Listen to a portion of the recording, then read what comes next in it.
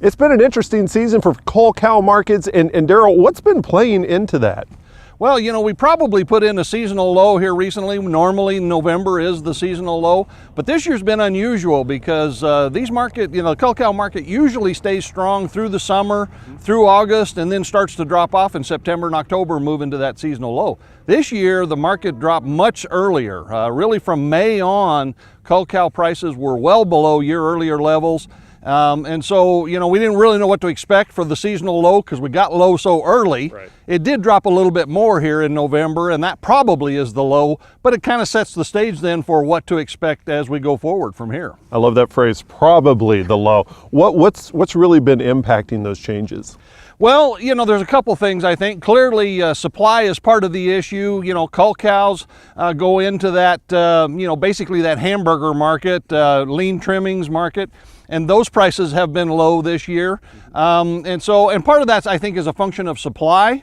Cow slaughter has been larger this year. We knew beef cow slaughter would be up again as it has the last 3 years. Dairy cow slaughter turned out to be a little bit bigger than expected. So total cow slaughter right now is running about 7% above a year ago, and that's bigger year over year than last year. So supply is part of it. There may be a demand component as well.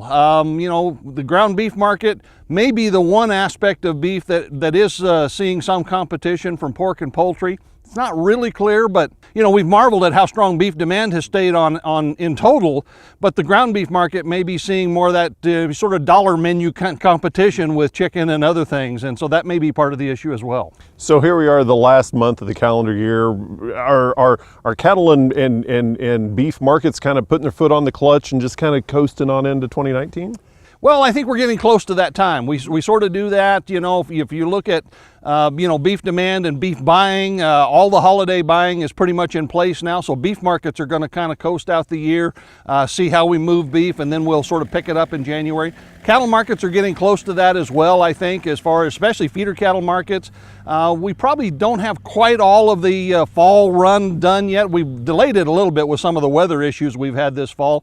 But by and large, I think we're going to, again, sort of coast out, and then, there'll be folks that'll be saving some calves till after the first of the year for tax reasons or whatever, and we'll see these markets pick up again about mid-January.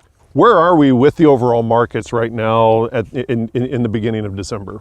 Well, I think, we're in pretty good shape, actually. Box beef has been relatively strong, kind of flat here lately, but that was after having strengthened a bit.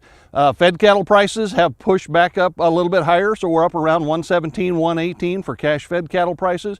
Feeder markets are relatively strong, although they've been quite volatile this fall. A little bit up and down. Some of that's due to the volatility in the futures markets. Some of it has really been these weather challenges we've had this fall.